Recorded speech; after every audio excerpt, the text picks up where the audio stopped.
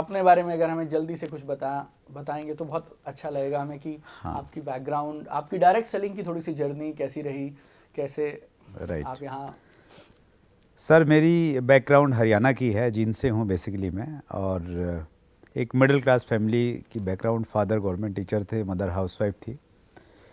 Delhi university से मैंने post graduation किया 1996 में, और पहली जो मुझे नौकरी मिली थी एज ए प्राइवेट टीचर, तनख्वाह मुझे याद है मात्र 500 रुपया थी। अच्छा। और वहाँ से मैंने अपना सफ़र शुरू किया, और फिर कुछ मैं केबल ऑपरेटर बना, फिर डायरेक्ट सेलिंग में आ गया, और पिछले 19-20 सालों से मैं इस इंडस्ट्री का हिस्सा हूँ, जिसको मैं मानता हूँ कि ये 21वीं सदी की सबसे बड़ी इंडस्ट्री होने वाली है। जैसा रॉबर्ट टी कियोसाकी ने लिखा है, the business of 21st century.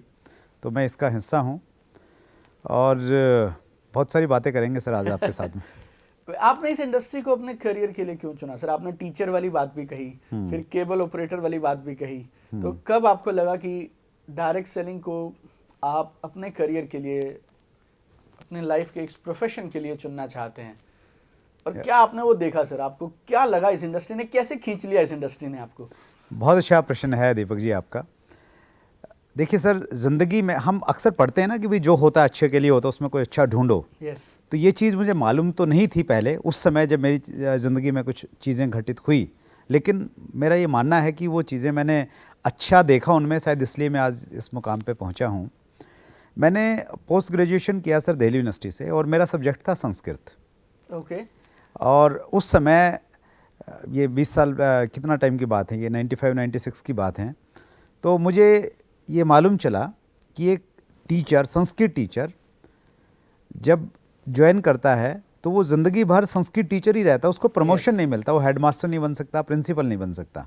Okay. ऐसा नियम था पहले, अब शायद वो बदल गया है। ओके। तो ये मेरे लिए एक बहुत शॉकिंग न्यूज़ थी कि मैंने ऐसा व्यवसाय चुन लिया है जिसमें मैं कितनी भी मेहनत करूं, मुझे प्रमोशन नहीं मिलेगी। ओके। तो मैंने उसी दिन ये सोचा कि नहीं, मैंने ये तो काम नहीं करना है। राइट।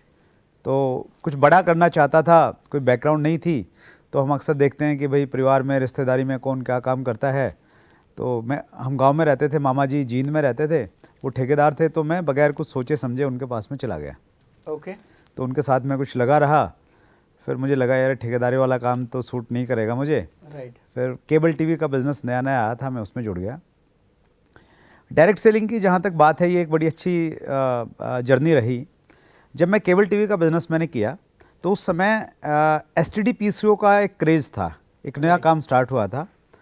तो मैंने वहीं पे एक एसटीडी पीसीओ भी खोल लिया छोटा सा, जहाँ मेरा केबल का ऑफिस था। ओके। और वहाँ पास में एक होटल था, अभिनंदन होटल। तो उसमें एक मल्टीनेशनल कंपनी की मीटिंग रहती थी, ये 98-99 की बात कर रहा हूँ मैं। ओके। तो उस कंपनी के, डायरेक्ट सेलिंग की कंपनी थी वो, ओके। उसके जो लीडर्स थे वो मीटिंग ख़त्म होने के बाद में एसटीडी पीसीओ पे आते थे फ़ोन करने के लिए। ओके। मोबाइल उसमें होते नहीं थे। राइट। तो वो मुझे बहुत अच्छे लगते थे 2 वजह से। एक तो ये कि वो लंबी लंबी बात करते थे, बिल बहुत आता था। ओके। तो मैं उनकी हमेशा इंतज़ार करता रहता था यार कब आएँ। राइट। और दूसरा, वो इतने अच्छे से बात करते थे, इतनी मीठी बात करते थे, तो मैंने ऐसी बातें सुनी नहीं थी। राइट। तो मुझे बड़ा आनंद आता था कि वो इतना प्यार से लोगों से बातचीत कर रहे हैं, पॉजिटिव, मोटिवेट, एक्साइटेड।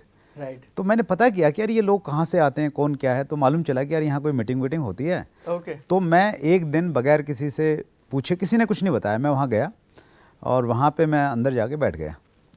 और वो मेरी ज़िंदगी की पहली डायरेक्ट सेलिंग की मीटिंग थी, और उसने सर मुझे दीवाना बना दिया। राइट। मतलब वहाँ स्टेज पे मैं अब भी मुझे ध्यान है, वो प्रेजेंटेशन देने वाला बंदा, उसके डायलॉग्स, उसकी बातचीत, उसकी बॉडी लैंग्वेज, मुझे लगा यार बड़ी ज़बरदस्त चीज़ है। तो फिर मैंने पूछा कि भाई कैसे क्या होता है। फिर प्रोडक्ट वर्क देखे, मुझे लगा यार प्रोडक्ट तो बहुत महंगे हैं।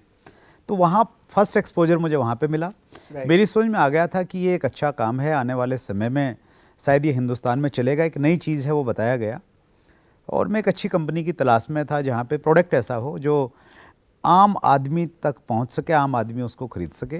राइट। और फिर 2001 में मुझे एक ऐसी अपॉर्चुनिटी मिली, तो उसके साथ मैं एसोसिएटेड हो गया। शुरुआत में बहुत ज़्यादा सीरियस नहीं था, जस्ट एक दोस्त को ऑब्लाइज करने वाली स्थिति में मैंने काम किया था। लेकिन जैसे मैं इसके नज़दीक पहुंचा, मीटिंग देखी, कुछ लोगों से मिला, तो जैसे ही विज़न क्लियर हुआ तो फिर मैं इसमें बिल्कुल कूद पड़ा पूरी तरह से। केबल टीवी का जो बिज़नेस था उसको साइड में रखा, राइट।